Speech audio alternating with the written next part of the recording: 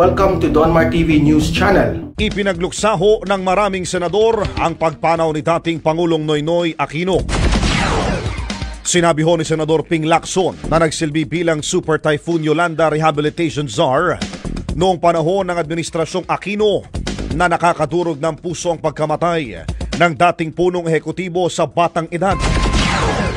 Inalala ni Lacson na nagawa niya pang i-text si Aquino sa mismong araw na namatay ito nang malaman niyang naitakbo sa paggamutan ng dating Pangulo. Dagdag ng senador, nakatanggap rin siya noon ng mensahe tungkol sa balita na pumanaw na si Pinoy. Iginit po ni Lacson na hindi deserve ni Pinoy na maging unappreciated bilang presidente ng bansa dahil marami naman talaga itong nagawa. Inihayag din ni Senador Kiko Pangilinan na hindi dapat makalimutan ang pagiging simple at hindi makasarili ng dating Pangulo. Dumating na sa Pilipinas ang kauna-unahang batch naman ng Moderna COVID-19 vaccines. Pasado alas 10 kagabi nang lumapag ang eroplano sakay ang 249,600 doses ng Moderna vaccine sa NAIA Terminal 3. Sinalubong ito ni Vaccine Czar Carlito Galvez Jr. kasama ang iba pang mga opisyal. 150,000 sa mga bakuna ay mapupunta sa COVID immunization program ng gobyerno, 99,600 naman ay sa pribadong sektor. Pinaghahandaan na ng Malacanang ang pagdating ng dagdag na 1 million doses naman ng Sinovac vaccine.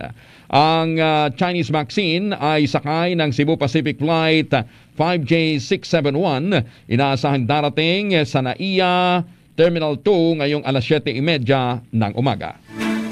Plano sana ng yumaong dating Pangulong Noynoy Aquino na maging aktibong muli sa politika sa 2022. Ito naman ay binunyag ni dating Ifugao Representative Teddy Bagilat, Vice President for Internal Affairs ng Liberal Party. Ayon kay Bagilat, kundi binawian ng buhay si Pinoy, determinado siyang tulungan ang mga kandidato ng partido sa 2022 elections. Sinabi ng dating mambabatas na huli niyang nakausap si Pinoy 2 araw bago ito pumanaw. Ipinahig pa ni Bagilat na sa naturang pagkakataon, tiniyak ng dating presidente ang kanyang kahandaang tulungan ang Liberal Party sa 2022 elections.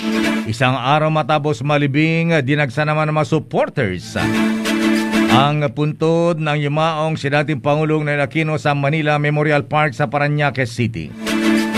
Kahapon alas 7 pa lamang umaga ay kaliwat kanan na ang dumadalaw sa libingan ni Pinoy, katabi ng puntod ng kanyang mga magulang, sina dating Senador Ninoy Aquino at dating Pangulong Cory Aquino. Nagmistulang tourist spot ang lugar dahil ang mga nagpupunta ay nagpapakopa ng litrato sa puntod ni Noynoy at ang kanyang mga magulang. Ilan sa mga dumalaw ay may dalang dilaw na bulaklak. Ang kulay na naging simbolo ng pamilya Aquino, habang iba naman ay nagsindi ng kandila at nag-alay din ng panalangin. May mga pulis ding nagbabantay sa lugar upang matiyak ng kaayusan sa loob ng Manila Memorial Park. We ask our people to offer a prayer for the eternal repose of the former Chief Executive. Rest in peace, Mr. President. Daon na rito bumuhos ng pakikiramay para sa dating Pangulo mula sa matataas na kasalukuyan at dating opisyal ng gobyerno. Ganito lang naman kasimple yun eh. It doesn't mean we mourn for the dying of Pinoy. It doesn't mean na idol mo na siya. Kasi ganun yung iba kababawan ng iba eh. Pasensya na sa mga Duterte supporter at saka mga ilang loyalista na pagka nag-mourn ka, ibig sabihin kinakalimutan mo na yung ginawa ng tao. O pag nag-mourn ka, ibig sabihin ina-idolize mo na siya. Hindi ho yun ang ibig sabihin nun. Babaw kasi ng ujutak eh. Kaya natin na minomorn, it's because may namatay. Merong nagluluksa, merong nalulungkot. Kaya natin minomorn, nakikibahagi tayo doon na may mga pamilyang nalungkot. Wag mo na yung, hindi, pagka nalungkot ka, kinalimutan mo na yung ginawa ng tao. Pag nalungkot ka, ibig sabihin nun, idol mo na. Babaw nyo ha. Sa akin, kung yun ang dahilan mo, pag minorn mo, ibig sabihin, ganun na kaagad. Hindi ho yun. Pagre-respeto lang po yun sa nararamdaman ng mga nalungkot doon sa balita na yun. Respeto ba? Nakikita ko yung mga worry ng ibang mga galit sa mga Aquino. Ang worry ng iba, totoo ito. Sinasabi nila dahil daw, di ba, nung namatay si Ninoy, naging presidente si Cory. Nung namatay si Cory, naging presidente daw si Pinoy. Ngayong daw namatay na si Pinoy, baka daw maging presidente si Chris Aquino. Grabe yung babaw ng isip ng mga taong ganun, ano?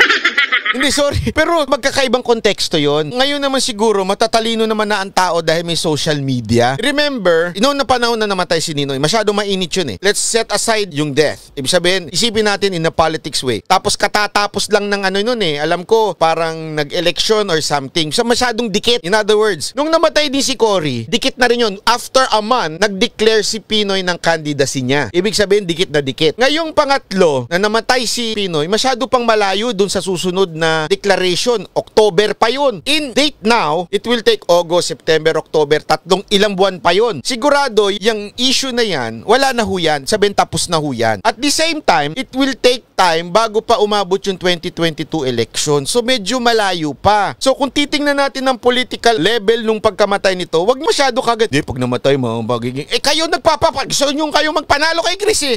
Yung kagad ang inihirit ninyo eh. Parang walang pandemya kung mag-party ang mga miyembro ng Tau Gamma Phi Fraternity noong June 12 sa Barangay San Jose sa Pili, Camarines Sur.